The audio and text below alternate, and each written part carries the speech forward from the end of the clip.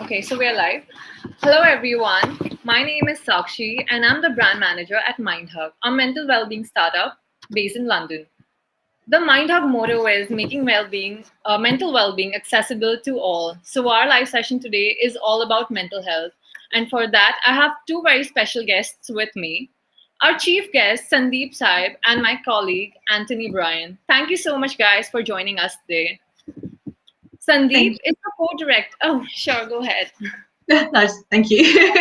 I'm just going to Cheers. go ahead and give you a brief introduction. So, Sandeep, she is the co director of Happy Heads, a mental health non-profit organization, and is respected in the mental health world for being a staunch believer in promoting the issues of mental health and is a philanthropist. She supports a wide network of mental well-being organizations such as Time to Change London, Rethink Mental Health, to name a few. Sandeep's personal journey of fighting mental health issues is an inspiring one, especially for the Asian community. Her battle was captured in the documentary The Angel and the Devil, which received global recognition at many international film festivals. She really is a true trailblazer for mental health. And I would like to now introduce Anthony. Anthony is a mental health advocate, blogger, and MindHug intern. His journey with OCD and depression encouraged him to start blogging, and he believes that it is important to break the stigma around mental health. So now I hand over the mic to you, Sandeep and Anthony, to give a brief introduction for yourself. Anthony, if you want to Go for it. You go for it. Okay, all right then, no pressure. Hi everybody. Great to be here, and thank you so much. And it's a true honor to support MindHug and the team, Anthony and Sanakshi here. So thank you so much for having me first and foremost. And just as Sanakshi has mentioned, I am a mental health advocate and a philanthropist. I've personally suffered from mental health, lived experience of that. In 2012, I was diagnosed with anorexia nervosa, body dysmorphia disorder, and obsessive compulsive disorder. And in August 2014, on the 29th of August 2014, I tried to end my life. And since going through these mental health struggles, one can say that they are definitely in a better place, and I'm definitely in a better place, but it's an ongoing journey. It's an ongoing recovery journey that you're on. And I've sought therapy and counseling during my journey with mental health and struggling in silence. Given the opportunity to talk through my emotions, my thoughts, my feelings, and tackling and unpicking all these different issues and trying to come to an understanding of where my mental health and all these issues originated from. Where did it develop from?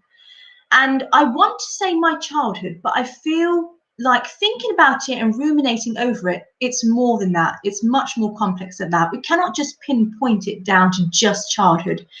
We are humans, we're changing, we're constantly evolving, and especially in this pandemic, it has definitely opened up a lot more issues. People that weren't struggling are now struggling. So we, as humans, go through so many experiences and so many journeys in life. With mental health, it's one you've got to keep an eye on 24/7, just like your physical health. We are easy to say that if we break a bone or we need a vaccination jab, for example, we are jumping to it. We are jumping to get that help and seek that help and not think anything of it. Flip side, mental health. If it's to do with our mind and what's upstairs here, any struggles and emotions that we are going through, it's a bit like, don't talk about that. It's still seen to be heavily stigmatized and discriminated against. And no matter who you are, mental health, and I've got to say this, mental health does not discriminate. It can affect anybody at any stage, at any point in their life. Again, just like physical health. So yeah, that's me in a nutshell. When I say in a nutshell, but I want to stress the fact that it is ongoing, and I I've just recently, in the last couple of months or so, started therapy after 7 years. And that was challenging. It's still challenging to go through. But yeah, and it's great to be here, and it's great to have this chat. I'm looking forward to the rest of the session to discuss it more with yourselves. Thank you. Thank you so much, Sandeep. Now, Anthony, I would like to know a little more about you as well. I'm the business development manager intern for MindHug. I've been with them for about 7 months. I was diagnosed with OCD when I was 12, and I've had it since I was about 4 years old. That's the first time I can remember. I got through it. I was fine. I hid everything like most people do because you don't want to talk about it, especially when you come from a East London proud male household. You're not really allowed to speak about it. You feel a bit embarrassed. It wasn't until I reached 2017 where I had a breakdown. So signed off work for 3 months, therapy, told I had generalized anxiety disorder, and my OCD was just through the roof. I must admit, like Sandeep, it was a struggle. It was a struggle to get out of bed and to do anything. Kind of got myself on the mend just through taking up meditation, journaling, and I kind of got complacent and thought everything was fine after about a year. I went back to normal life. And then 2 years ago, I had another blip and just realized that everything that I was trying to deal with was just suppressed and kind of just like a plaster. I've done therapy, I meditate, I'm good, but it didn't really go that way. So since then, I've tried to avoid the medication route just because the side effects that it had on me when I first was taking them. But now I'm heavily into journaling, writing. I'm just about to start a blog. Everything like that. So meditation is a massive part of what I do, breath work, all of my coping strategies I do every day. And I make sure, even if I'm feeling good one day, I still will do everything just to make sure I don't have them blips again. But those blips, of course, do happen. I still feel anxious. I feel anxious right now for doing this. It's normal. My OCD kind of flares up when I get nervous and anxious as well. And it's not typical cleaning, even though that's definitely involved. It can be other things, tics, twitches, tapping, anything like this, or like we're touching it later, intrusive thoughts where you feel like you're not good enough, or not necessarily you're not even ill, which I suppose is a little bit of imposter syndrome thrown in there. So yeah, so now I'm just trying to help myself and help others with my little coping strategies because they're working for me so far. They've been amazing. It'd be nice to try and share that.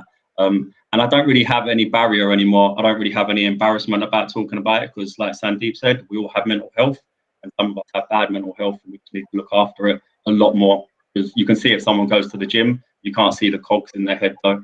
So yeah, it's important to talk about it. It really is.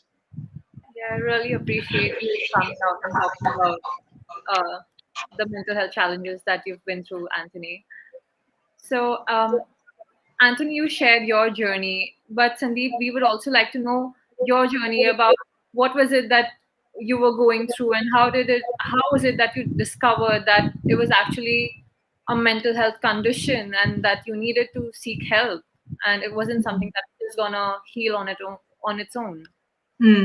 So where it actually started from is we moved houses as a family, and in July 2012 I thought, you know, I really want to sort of get involved in doing something physical. I wanted to get back into the physical activity world, and I thought about it, had a conversation with a few family members and took up jogging. So that's where it started, my mental health. And it was just 2-3 years of vigorous exercising, pushing my body to the limits. I used to do, and I still do things like this, and I'll come back to it, but not eating, starving myself, weighing myself every single minute, you know, having food diaries, comparing myself to celebrities on social media, you know, doing all these different things. And then that led me to have obsessive compulsive thoughts around if I did eat, I would have food in certain utensils, certain bowls, certain, you know, certain spoons I used to use if I did have anything. And I used to draw out food as well. So if I struggle to calm that noise down in my mind, I would start to draw food out. So I had this visual picture of the food going inside me. I needed to have this sort of comfort knowing that what I was consuming was this and it's that much and so forth. So it was very, very controlled. And any space or any moment that I have, I always find time to just visualize what I ate. Along with that came with body image issues. So whatever I did, this was my mentality, whatever I did, it wasn't good enough. I was competing with myself. I was self-critical. I internalized so many things, and I still do. It's my fault. It's me. You know, I'm the burden to this family. I'm my own self-burden here, and I'm my own worst enemy. And all these different thoughts that I ruminated over. And I started to get angry, anger management issues that I used to have. I used to have a bit of schizophrenia behavior where I start to assume that other people are looking at me, making comments, that they are judging me, that they are, you know, saying all these things about me. But I feel like I'm screaming and shouting about this, but it's all in my mind and I'm internalizing this and no one hears me. No one hears me. And all these different thoughts are playing in my mind 300 miles per hour and I don't know what to do, don't know where to turn. And signs and symptoms, my parents started to pick up. My dad was the one that picked up on the signs and symptoms. He noticed things like withdrawal, not going out, socializing with friends, staying away from families, staying away from parties and functions out there, don't want to be seen out there in the public eye, nowhere. So there was a lot of withdrawal happening. So that was the first flag. The second flag was anger outbursts, you know, unintentionally. There's no purpose, there's no reasoning behind that. You're just getting angry without no concrete evidence and validity behind that. That was the second red flag. The third red flag was a change, the physical appearance, change in the body, change in the way I look, and lost so much weight. And that was a key red flag for my parents. But yeah, my dad realized, and they booked a doctor's appointment. And that first doctor's appointment was challenging. It was my first, I guess, my first time speaking about all these issues. And bearing in mind, we haven't yet pinpointed that it is a mental health issue. And this was the first time I'm exposed to this. So I'm sitting there in that consultation room with my mom to the left-hand side, trying to explain, and all due respect to healthcare professionals, this stranger sitting in front of me, I'm just thinking, where do I start? You know, how do I explain this? You know, everything that's going on in my life, I internalize it. It was my journey. It was what I went through. And I started to think negative thoughts again. Am I a burden to now share this with the doctor in front of me? Are they going to help me? And all these different negative thoughts I had before and during the session. So I tried my best explaining the whole exercise in the eating, looking at mirrors, counting the ribs, drawing, all these different behaviors. And I was diagnosed with anorexia nervosa, BDD and OCD then, and I was put on antidepressants. I wasn't on antidepressants for long, and I was referred to 6 sessions of CBT. Now, those that have encountered CBT, which is cognitive behavioral therapy, 6 sessions for me personally, and I feel that that's majority of people that are struggling in silence now, not enough. Because if you think about it, you're just beginning to open up. 6 sessions, 1 hour, 6 hours, an hour, 6 sessions sort of things. So that's 6 hours in total. It's just not enough time for someone struggling to come out. And when they do, how do you then close that conversation so you don't feel like you're not giving, you're providing them with as much support as possible? Now that's hard to do in 6 hours. That is hard to do in 6 hours. That's hard to do in a day, let alone 6 hours. So looking back on it, 6 hours wasn't enough, but in that moment, just cracked on, went to the CBT. First session, emotional, challenging. That's where I started to know a little bit more around CBT. I think I knew more about CBT than mental health first, which was interesting. Didn't gain much from that experience, to be honest. I learned little tidbits and tips from CBT and how to manage it, but again, it wasn't enough. So then I was on the waiting list at the same time for the NHS secondary psychological care, and it was 40 sessions with them. I was on the waiting list for 7 to 8 months in 2013. And going through all this experience, I then hit my low point in 2014 with a suicidal attempt. Everything on that day, in that moment, came together. I felt like it was an out of body experience for me. Like I had control, but I didn't have control, and it was, yeah. I mean, Yeah, at this point, I'm interested in knowing, even after having all these sessions and medications, how come you reached a point where you still felt so low, even after getting professional help, that you wanted to attempt suicide? I think, like I mentioned briefly, that 6 hours is just not enough, and that's all I had to go by. And I didn't know what mental health was. And I think it was also what delayed it slightly, and for me to come out that bit more, is the shame attached to it. In our Asian community especially as well, there's still that stigma and misconception. It's that fear of my family and my loved ones being treated differently because of me. And there was a lot of these thoughts that I had, that it was me. Everything was me. It was my fault.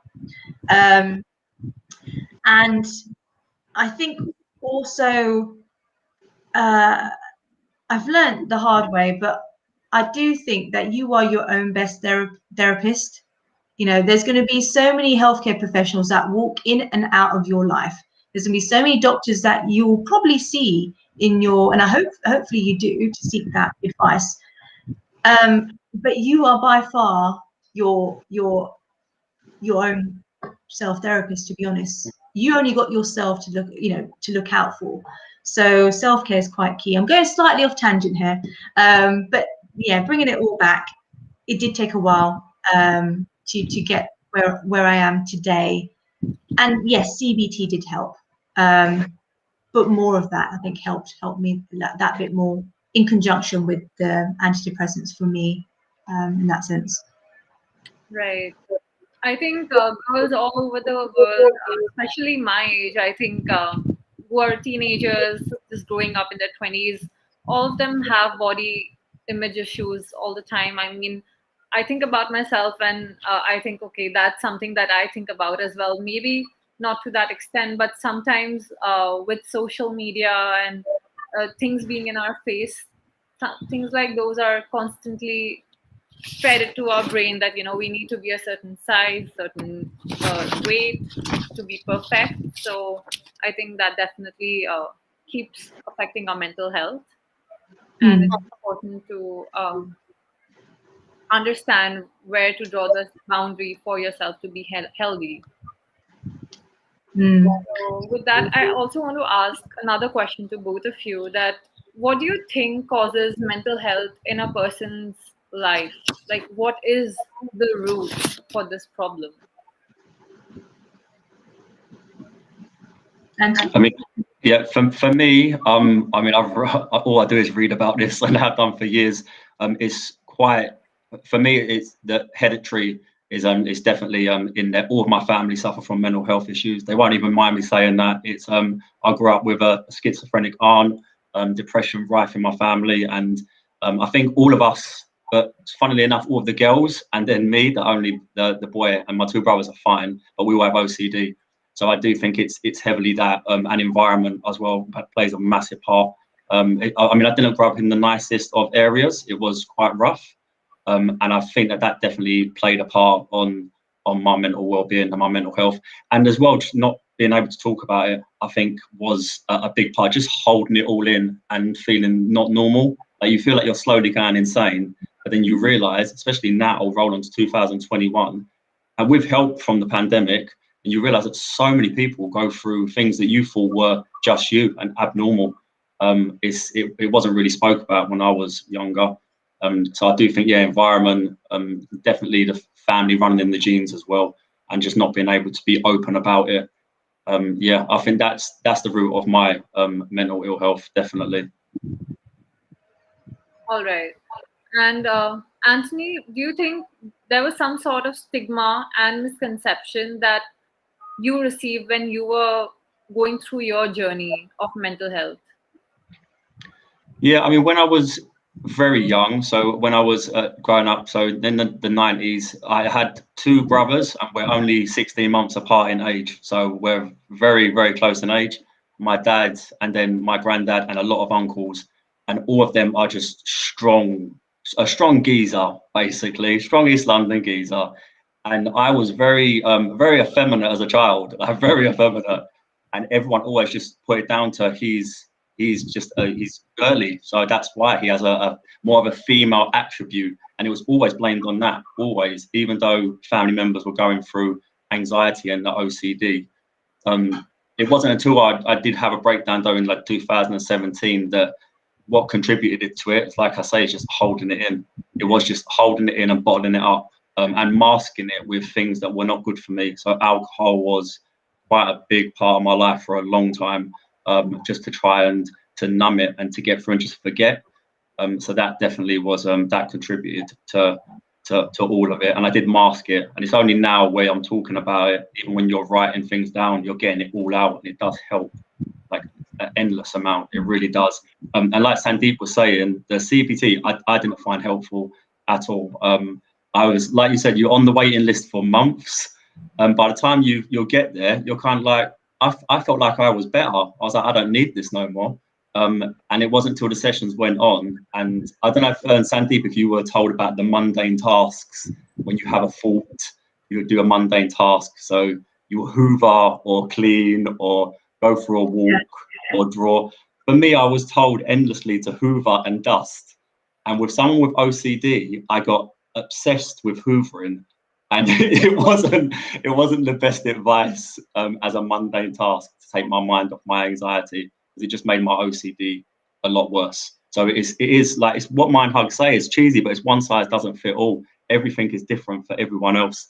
And for me personally, the therapy didn't work, but other things that I'd learned within the therapy session that I focused more on, that was what helped me, definitely, and what has improved my mental health.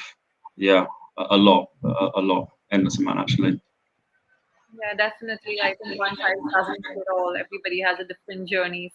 For some CBT is helpful, for something else is more helpful. So people have to take that plunge and try to understand what is it that's helping them with their journey.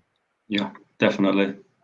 Yeah. And Sandeep, I think this is also a very important question for you, because you're an ethnic minority in the UK. So could you please tell us about your journey, like the kind of stigma and misconceptions that you faced while you had your journey? Yeah. There's many. I'm going to name a few. Being of woman, being of obviously color, being British, being young, all these different things has affected me since I was born, and I've actually suffered from mental health when I was a child as well. I did go through issues where I had issues with the way I looked and eating and so forth, and I was, name calling was one of them, and bullying was another. Name calling was said to me by close family members and extended family members. Things like fat, you're overweight, and they will say things like, it's puppy fat, it will go away, and all these different things to comfort me and make me feel better. So there was a lot of fat shaming comments, comparing. There's a lot of comparing, and things like that. And that still gets me till this day. And I'm 32 now. This has been happening since I was 3-4 years old. And I still get that, and I try to guard myself as much as I can to not hear that, or to not be in an environment to get that comment, or any comments like that. But it hurts, and it still hurts till this day. So there's a lot of, and there's also a lot of experiences as well. Just to give you an example, there was the fun fair we went to on my mum's side of the family, and there's this particular ride where it's, I think, a 3-4 seater, and you go around and it spins you around, and the person on the far left is an unlucky one, because obviously he then gets squashed. I, at that age, was overweight, and I went on the ride with 2 or 3 family members sitting in a row. I was in that particular seat and in the firing line, and obviously the ride was starting and I was enjoying myself, but I realized at the end, when the ride stopped and we got off, I injured 1 or 2 family members' shoulders because of my impact my body had on them. So I didn't blame the ride. I didn't blame the ride instructor or anyone like that. I blamed myself like that. It was my fault. It was my weight. It was me being fat, me being all these different things. It was my fault that they got injured. And they complained about it. They talked about it. They ruminated over it. The more they did that, oh my God, I felt so sad. I just felt that I had to do something. And that was sort of that moment, that turning point again, to revisit eating and exercising and weight. So weight and exercising, everything like that has always been with me. It's just been peaks and troughs. And those are some of the examples. So the ride, name calling, bullying as well from other family members as well, being left out, not feeling or being part of any family unit. We are a big family, so I did feel like an outsider. And I was very sensitive. And similar to Anthony, I think it's that sort of, maybe that emotional side of me that got the worst of me in some cases as well. But I internalized it all. So those are some of the things. And those are a few, but there are many others in terms of stigma and misconceptions. And it changes as you get older and as you progress. It's unfortunate that you had so many of these unpleasant experiences in your family, and that kind of eventually led to you having sort of an emotional breakdown and a mental health problem. But do you think that if you had a very supportive environment around you, you would never have faced a mental health challenge in the first place? Is that something that you've thought about? That's an interesting question. Would it have been the same still? That's an interesting and difficult question at the same time. My family have always been supportive since I was born, and they took punishment quite seriously as well. There were times when I was 4 or 5 years old, I was locked in the cellar in the complete dark. Wow. And all these different punishments that I went through. But yet I always think back and I always reflect on, especially during my current therapy sessions, reflect on my childhood. Was there anything in my childhood that actually has affected me? And the answer is, I don't know how to answer that. There's not one simple, straightforward answer. I can't put it down to just that fun fair incident or just that. But it's been a tough journey, and they've always been supportive of my mental health. They didn't know what mental health was. I think we can all agree that when I had those issues back in 2012, I didn't know what mental health was, and I thought, how can I expect my mum and dad and any Tom, Dick, and Harry to know about mental health if I don't know? I don't know what I was going through. So I had to sort of learn for myself, research, as Anthony mentioned, just doing your own research, finding out more out there. So you've got a lot for you to do yourself. And that's what I mentioned, going back, the fact that you are your own best therapist. So, they've always been supportive. And I guess they've become that bit more supportive when they knew it was a mental health problem, when I was diagnosed and so forth. But yeah. So if I have to ask both of you a question about those who are currently suffering from mental health issues in silence, how should they approach this, and what is the first thing that they should probably do? And to you, actually. I mean, for me, obviously the first point of call would be go to your GP, make an appointment, even if it's hard to get an appointment or you don't feel like they're going to understand, just in case it's an underlying issue, because you don't know, it may be something completely different that's affecting the chemicals in your brain. So you would need that person. But in the meantime, while you're waiting for that appointment, it would be to talk to someone else. It sounds so ridiculous. Every time someone says, open up and talk to someone, it's the most powerful thing. So if you're too embarrassed to talk to friends, family, which I was, you can call the Samaritans, and you can talk to someone that's not going to judge you. They're not going to make you feel guilty or bad. You just need to reach out and just make that first step. As soon as you make the first step, it will be a trickle effect, and you will feel better instantly just through that. And just until you wait for the doctors, because it may be something really, really simple, really simple. When I was told that I was suffering from anxiety, I never heard the word anxiety until I was about 30. Like, honestly, I never heard this. I didn't know what a panic attack was. And if I didn't go to the doctor, or if I just spoke to a friend about it, they would have just said, you're a bit nervous. But because I went to the doctor and had a proper diagnosis, that helped me. And I would say that the thing that will help you the most is not to turn to Dr. Google. Do not, because this will mess you up. This is I think it's a really dangerous tool to have, and because you have it at your fingertips now.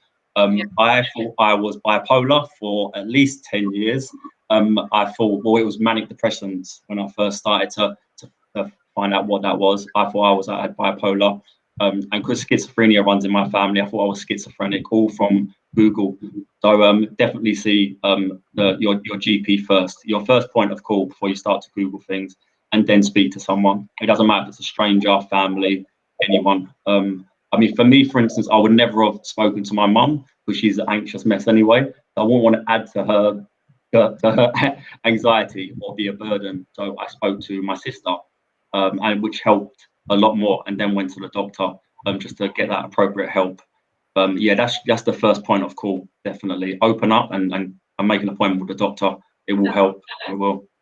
Yeah, I think that you made a really great point, Anthony. And that brings me to my next question, that if one has to open up, like if one has to encourage somebody else to open up, how can one do that? Sandeep, can you help me with that? How can one encourage somebody to open up about such issues? I think first and foremost, get on to a mental health first aid training course, become a first aider in mental health. That's going to equip you with so many tools and techniques. I'm, funny enough, starting training this month. So it's four 3-hour sessions. So maybe look into training sessions like that and becoming a mental health ambassador and doing advocacy work. I'll definitely stress that. I would also, there's another thing to add is also there's so much resource out there on specific mental health charities and organizations on their website. There's so many guides on various different diagnoses out there. So it's worth looking into that a little bit more. And like Anthony mentioned, don't rely on Dr. Google, but calling up the charities and sending them an email or give them a call to find out a little bit more. It's definitely worth a step in the right direction. And reaching out as well, and maybe using social media in that way as well to reach out and connect to mental health organizations and to mental health advocates out there. You can do a search on these social media channels. It can act as a useful resource to you if you use it well to safeguard your mental health.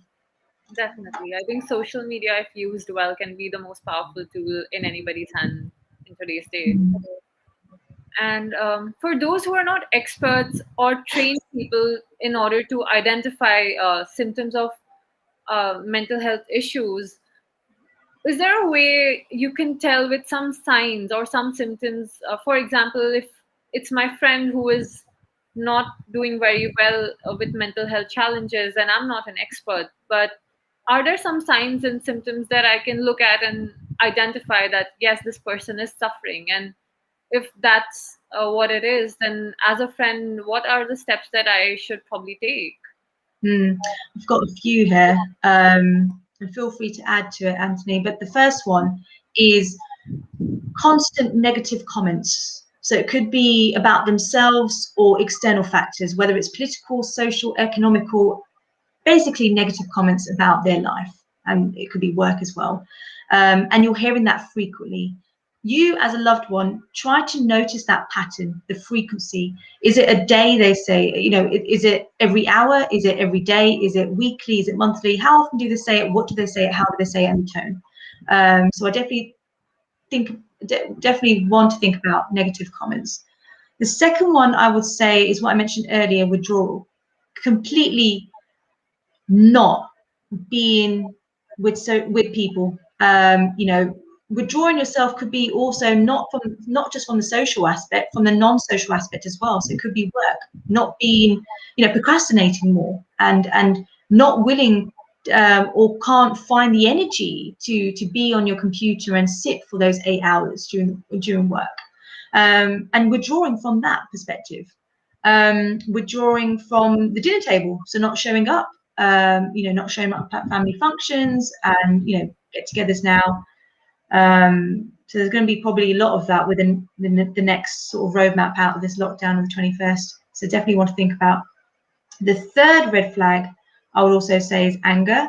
When you know a person's specific attitude and behavior and it changes right before your eyes, but they still are not keen to speak about their problems, they can get quite angry, they can get quite irritable, and they start to think irrationally. It becomes abnormal, their thinking and their behavior. So notice things like their anger outbursts, things that they wouldn't normally would do, that they're doing.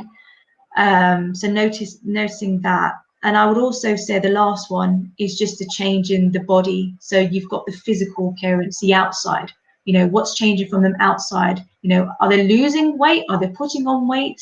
Are they getting outbreaks? Are they, with self-harm? Can you see their scars? Can you see fresh wounds on their arms? All these different things. So use your, I would just say use your common sense, really, and make a note of all these different things and approach it carefully. Right. Would you like to add something to this, Anthony? Yeah, I think, especially with depression, noticing if someone's sleeping more. So if you're living with someone, if they're sleeping, or if they physically look tired and they're fatigued and they're not doing anything to make them tired because they're sleeping too much, because depression can drain you so much that you do physically feel like you've done a hard day's work, a hard week's work, and you've done nothing. So if they're appearing at night and then that's it, that's the first time you see them, and then you don't see them for the rest of the day, I think it's a major warning sign. And also, if for an anxious person, they tend to have tics, so they tend to pick at their skin or click their fingers. They do something or scratching too much. Just like Sandeep said, use your common sense, because that is a major warning sign. If someone's feeling nervous, anxious is a good thing sometimes because it gets you up, it gets you ready. But then too much of it and can just leave you into a spiral of, it can cause depression, it can lead to it, and just leave you really unmotivated and just not care about yourself. And also physical appearance, like you say, but hygiene as well. When someone starts to not look after themselves as much, so even if cutting their hair, brushing their teeth, washing their face, or changing their clothes, I think it's a major warning sign. And that can be one of your work colleagues as well. They can come into work, and maybe it's not a nice conversation to have if someone smells, but it is a warning sign if they're not taking care of themselves hygienically, that they could be suffering from depression. So all of those things you definitely need to notice. But we, like you say, we do need mental health first aiders everywhere, because you need someone to be able to go to and open up a conversation, because it is embarrassing to talk about. It shouldn't be, but it is. I think it's in them. Yeah, common sense, like you say, is key. You just need to look out for these things, and a change in attitude and a change in appearance. Yeah, and you can tell the warning signs. Yeah, definitely. I think change in appearance is one of the first things that is visibly seen by anybody. So yeah, I think you should be on a lookout to see if your loved ones have been feeling any different. Yeah. So also we're living in the middle of a pandemic, and people have been working in isolation for over a year now. Life has been very different.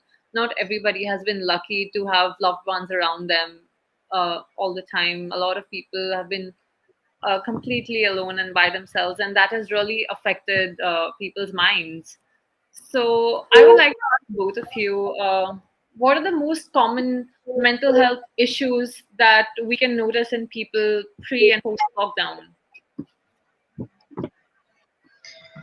I would say anxiety and depression is definitely up there. It is high, and uh, it was always quite prominent in people that are struggling with mental health. But I think the pandemic has just been a catalyst to increase that. And it has affected so many people, even young children as well, and students and so many other people. So I definitely think that anxiety and depression has really had a knock-on effect. There's been so many other issues as well, but I think if we have to pick, yeah, I would say anxiety and depression. It really has thrown a span in the work for people, and they've struggled with that. And I would say encompassing with that, loneliness. You know, people are awfully lonely. They just don't know where to turn, how to connect, especially the elders as well, and not being in a care home or in a care home, you're closed off. You know, you just don't know where to turn, and that can lead to so many other problems. But yeah, anxiety and depression, that has Yeah. really increased. I think luckily UK has been out of the lockdown now, so everybody is now getting back to their normal life in some sense. But a lot of countries, for example, India, we have a lockdown going on right now. So do you have any tips that you can share with people in terms of how they can deal with a situation like a lockdown? I mean, how can they sort of help themselves to stay more sane in such situations? Because they can see negative news all around them, and people, their relatives, they might have lost a close loved one because of COVID. So it is a difficult time. I would say learn, read, learn, educate yourself, and don't watch the news as much. You need to really filter out everything, because when you, especially over here, when it was the beginning of the pandemic, it was kind of like all other crime had disappeared because the news was just COVID, and you knew it didn't disappear. So that is just warping your sense of the world. So I'll say, yeah, keeping yourself busy, even though if you can't go out, you can still exercise. If you're lucky enough to have a little bit of space, you can buy a skipping rope. You can burn off the adrenaline, which stops palpitations and can ease an anxiety or a panic attack. So this is all proven things you can do in your own home. I would say instead of watching TV, read a book. Even if you're not really a reader, draw, write, sing, anything, just to try and make yourself, trying to detach yourself from what's going on around you, because you need to be in the present and not worry about everyone else. If we all worried about what was going on in the world all the time, all of us would be a mess, because it's a scary place. So I think just being present and just trying to keep yourself busy, but educating yourself at the same time, I think is a massive tool. And like you say, if you use social media right, I'm the wrong person to ask because I don't have social media other than LinkedIn. But if you use it correctly, you can reach out, you can talk to family members anywhere in the world, and don't feel like a burden. You can say hello and be like, oh no, they've not replied. They will get to you. It's just reaching out, making that initial reach out and just staying connected. There's a lot you can do. There is a lot you can do, but just not get bogged down with all the negativity, especially surrounding this pandemic. And Anthony, you have spoken a lot about journaling and how that has immensely helped you. So can you tell the audience more about what journaling really is all about, and what do you do when you journal?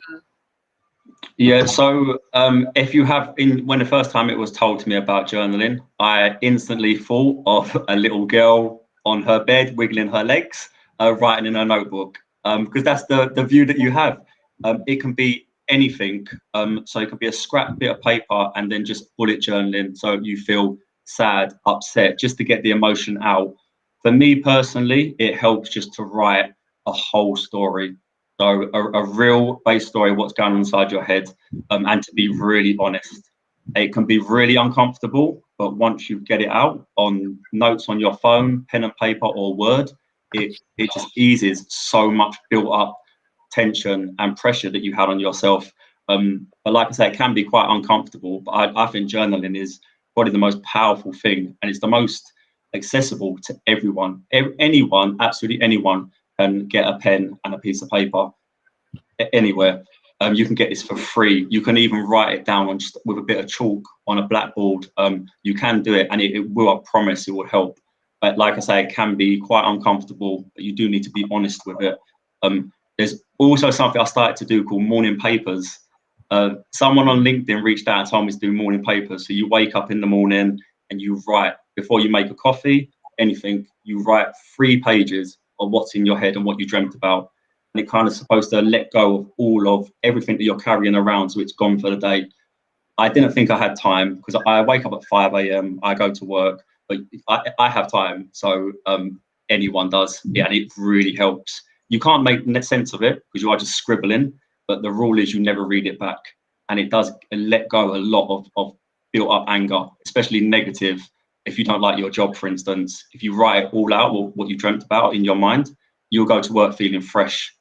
And that really does help. So it doesn't matter if it's negative, but it's just to get it all out there. So journaling, writing down electronically or with pen and paper, save your mind. I think I'll definitely advocate that. I've got 2 journals here, one from last year and one from this year. And similar to Anthony, it's a challenge. You feel like you're not going to have the time, and I try to complete this. Well, I do actually complete this every day before, at night time before bed. Spend 2 to 3 minutes writing down. And some of the questions here that I just want to read out. Questions such as, what made me smile today? Today was great because the people who made me happy were 3 happy things that happened today. And then it gives you an area here to draw your happiest moment of the day. And you can, like Anthony said, you can get different, you can express your thoughts and emotions in different ways. You really can. And you've got apps now out there. So there are apps such as Headspace, a mindfulness app, and so many others. You can get memos. You can put memos on your phone and post-it notes, and even putting down your thoughts on post-it notes and then disposing of them in a rubbish bin helps as well. So you've got that physical removal of that thought or that emotion and capturing it. That's another thing as well. Capturing it there and then, what Anthony mentioned, like if you had a bad dream and all these different things, capturing it, putting it down, no matter how you express it, but making sure you've expelled it in that sense, whether you draw it out or write it out, helps a lot. So I'm definitely an advocate of that, journaling. I think gratitude journals these days are gaining a lot of momentum. Like everybody is talking about them because it just starts your day or ends your day on such a positive note when you talk about all the good things that happen and all the things you're grateful for. So naturally, I think this is something that needs to be done more by everybody. And on that note, I would also like to say that MindHug is also trying to do the same. I mean, we're going to have a section where we talk about, our emotions every day. People who will be using the app can actually record their emotions and actually journal every day on the app, like all the other apps. We want to promote journaling and all these good vibes that come with it. You can actually record your emotions and analyze it over a period of time. So I think that would be super helpful as well. Brilliant. Sounds great. Yeah, definitely. Yeah. So I have an interesting question to ask. So we are social beings. However, in today's day, teenagers and adults are getting more socially disconnected as the constructs of our society is changing. Do you think the impact of this social disconnectedness at such a young age is having a major impact in terms of how we are? in life, do you think that's having a major impact, the social disconnectedness? Especially in terms of mental health. I mean, the way it's impacting our mental health. For me, in short, yes, it's having a huge effect on young people. They are the next generation and they are struggling and crying out for help, whether it's directly or indirectly. And it breaks my heart to see and hear about stories, young people like that are suffering. And to know that majority of them, if not all of them, are struggling in silence. And they do feel that disconnect to society and the social aspect, especially the online world. In one way, they do want to stay connected, but if they're struggling in silence, they want to put up a persona in the online realm. I feel like, the likes of TikTok, Snapchat, and so forth, they want to create a persona. And you've got all these different functionalities, filters, and all these different things where you can change yourself. You can change, you can upload different profile pictures and all these different things where you can get creative. So I feel like from one side of a young person, they want to connect, they want to reach out. But then on the flip side, if they are struggling in silence, how do they then reach out and connect? And I think that is a challenge for them. And that's what makes them, I guess, consider other realms, such as changing their profile picture, filtering, and all these different things, just to amend their personality and how they come across to their friends and peers. But no, I do think that they're crying out to be connected. And it's just another thing as well is safeguarding them. How do we safeguard them? I think we can only do that by putting out more and more positive messages out there. So Anthony's blogging, all these advocates that are on social media, us working collaboratively to push out more positive comments, news out there, tips, advice, affirmations, all these different things to drown out that negativity in the social world.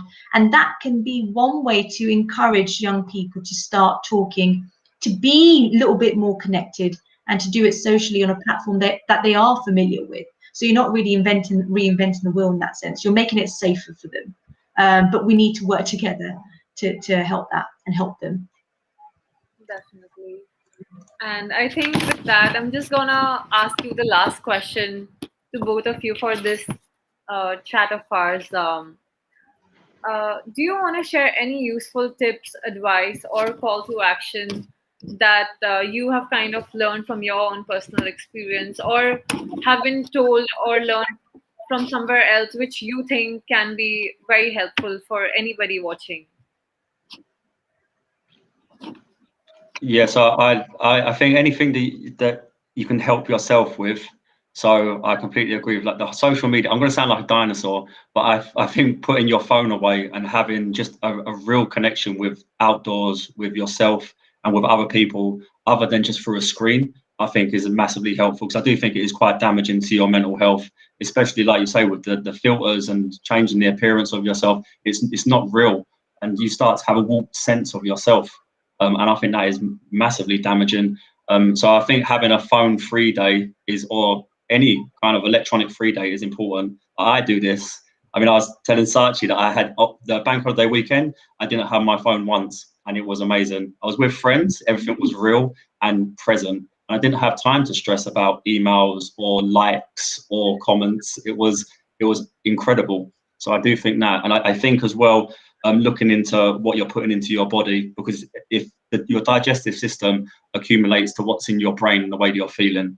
So they say eat the colours of the rainbow. I feel like a better diet will help you. And if you can, I don't know if it's for everyone, but you can look up the amino acids that you take.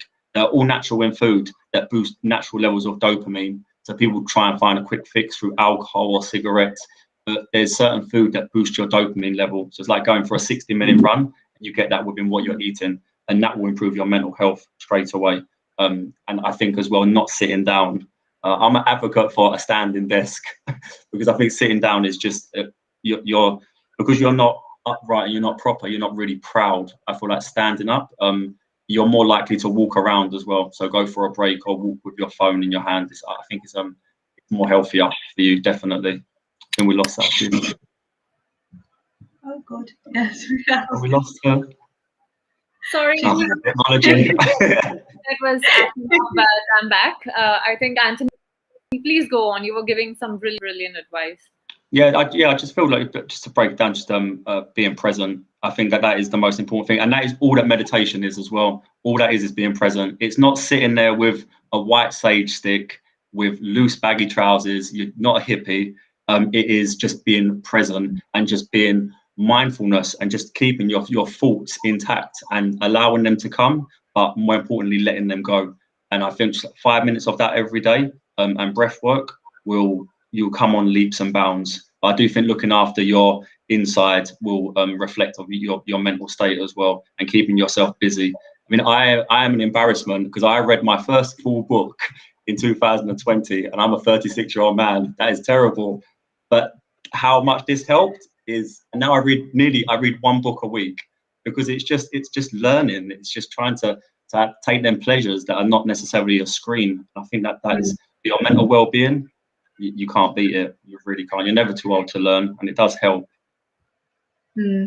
I wish I was a book reader, but I'm not. I wish I could read books as much as you, Anthony, but I'm more sort of, I guess, just trying to sort of learn as much as I can through people and online and so forth. But great tips. I think just to add to those fantastic tips, I would say is self-care.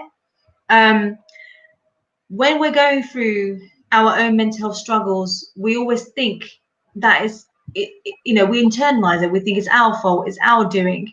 It's all me, you in that case.